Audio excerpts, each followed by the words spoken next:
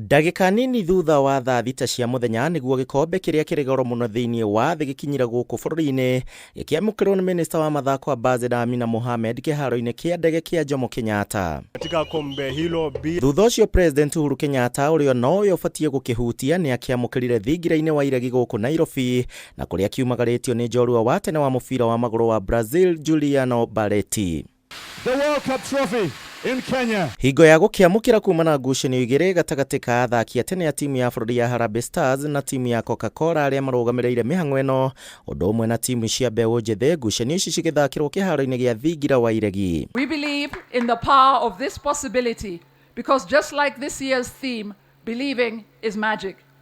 Your Excellency, with those few remarks, I thank you for your kind consideration and accepting to receive the FIFA World Cup trophy on behalf of all Kenyans. This opportunity to be part of a historic moment in our country. This is not the first time that you're going to host the trophy. It's a great opportunity not just for me but for all Kenyans.